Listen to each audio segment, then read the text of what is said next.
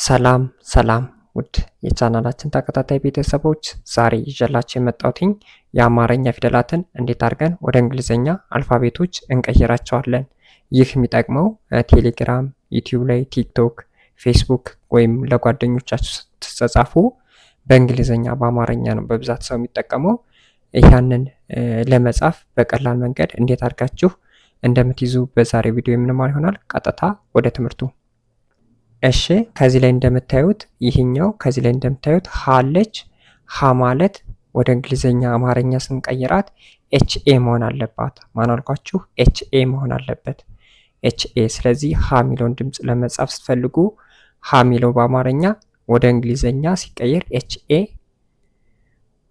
ወደ ሁ ስንመጣ ሁ ከሆነ ደግሞ ኤችዩ፣ ኤችዩ፣ ሂ ኤችአይ፣ ኤችአይ፣ ሀ ኤችኤ፣ ኤችኤ፣ ሄ ኤችአይኢ። አምስተኛ ፊደል ከሆነች ኤችአይኢ መሆን አለበት።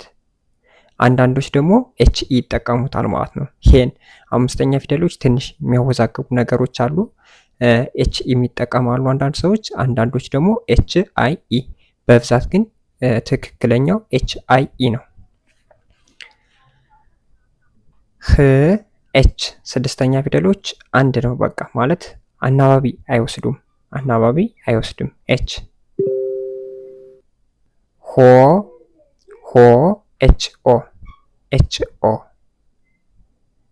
ሌላኛው ደግሞ ከዛሬ ቪዲዮ ይዤላችሁ የመጣሁትኝ ስምንተኛ ፊደላትን በተለይ ኮምፒውተር ላይ ስጽፉ ላስቸገራችሁ ሰዎች ይህ ለእናንተ ነው ማለት ነው። ኋ ትባላለች። ኤች ዩ ኤ ነው መሆን ያለበት። ኋ የምትባሏ ኤች ዩ ኤ፣ ኤች ዩ ኤ።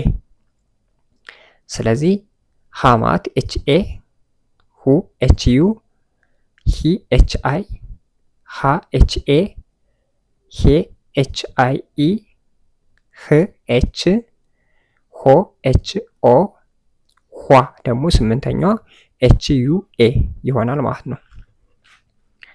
ወደዚህኛው ስመጣላችሁ የለ ፊደል ቤተሰቦች ናቸው። የለ ፊደል ለ ከሆነ ኤል ኢ፣ ኤል ኢ። ሉ ሉ ኤል ዩ፣ ኤል ዩ።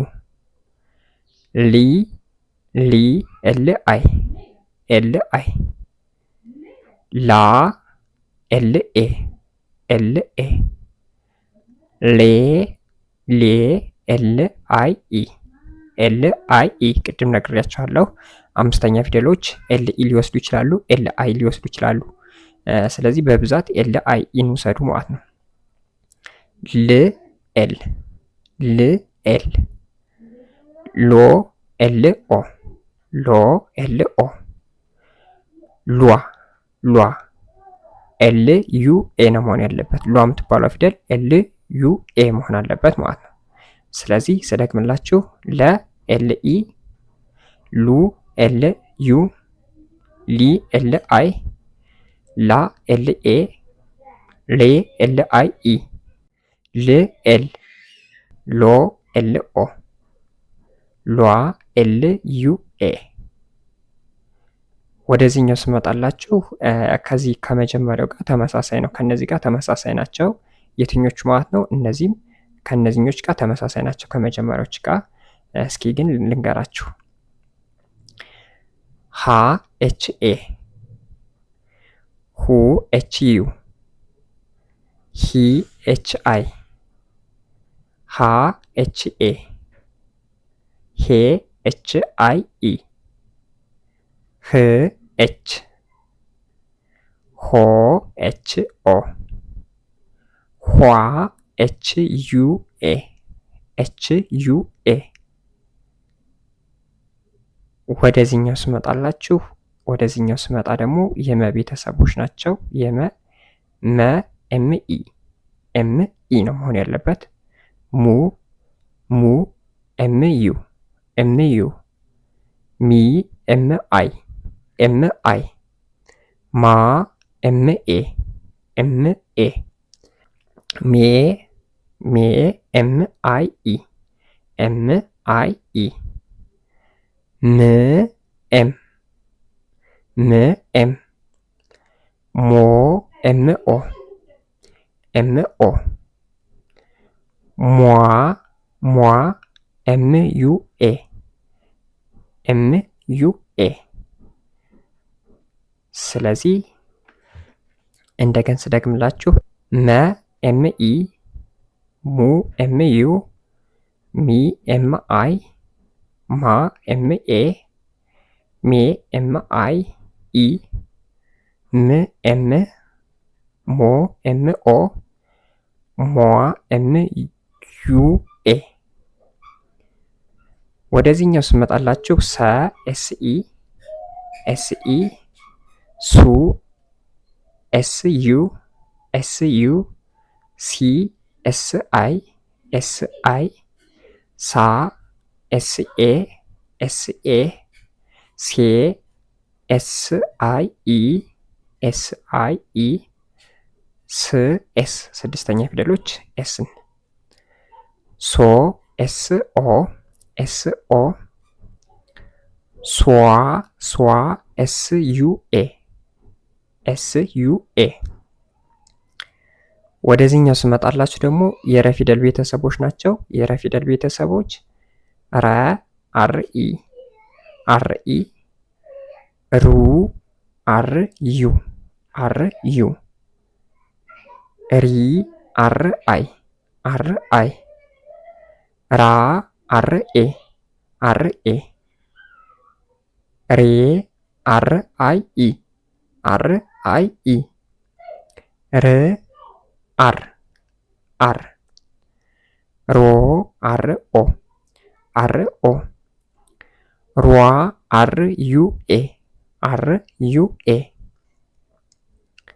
የረ ቤተሰቦችን ጨረስነን። አሁን ደግሞ የሰ ፊደል ቤተሰቦችን። እነዚህ የሰ ፊደል ቤተሰቦች ከነዚህኞች ጋር ተመሳሳይ ናቸው። ከነዚህኛው ሶስት ሰ ፊደሎች ተመሳሳይ ናቸው። ስለዚህ እነዚህም ተመሳሳይ ናቸው። ተከታተሉ።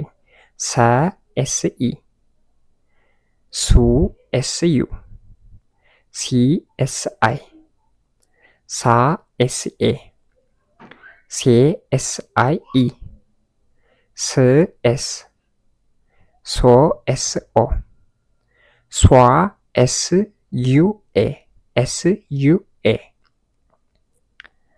አሁን ደግሞ ወደ ሸ ፊደል ቤተሰቦች ነው የምንመጣ። እነዚህ ነው የምናነብ። ተከታተሉኝ።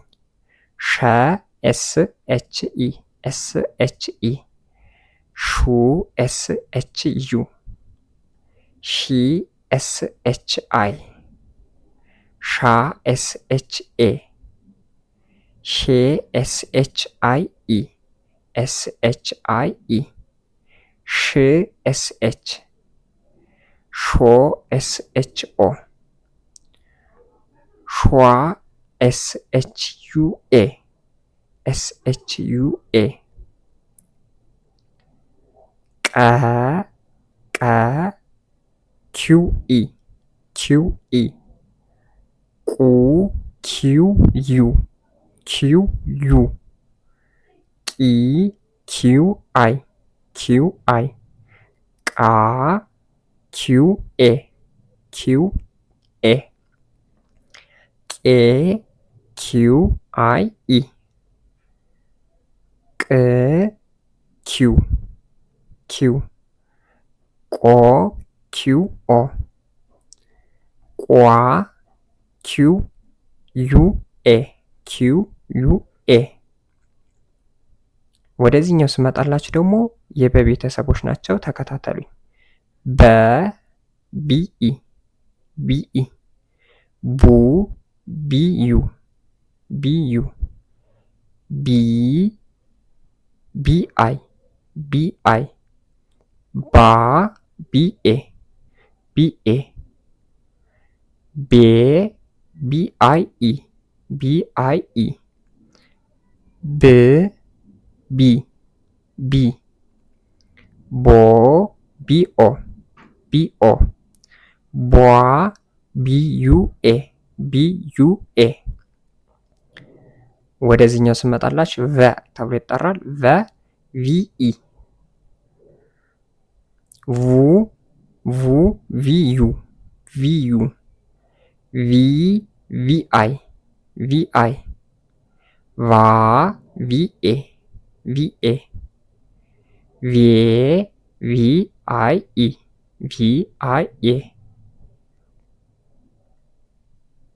ቭ ቪ ቪ ቮ ቪኦ ቪኦ ቫ የምትባለው ደግሞ ቪዩኤ ቪዩኤ። እሺ ቤተሰቦች ዛሬ በክፍል 1 ይህን ይመስል ነበር። በቀጣይ ደግሞ ክፍል 1 ክፍል 2 አድርገን ክፍል 3 ሙሉን ይዘንላችሁ የምንመጣ ይሆናል። ከተመቻችሁ ሳብስክራይብ፣ ላይክ፣ ሼር ማድረጋችሁን አትርሱ። መልካም ጊዜ፣ መልካም ቆይታ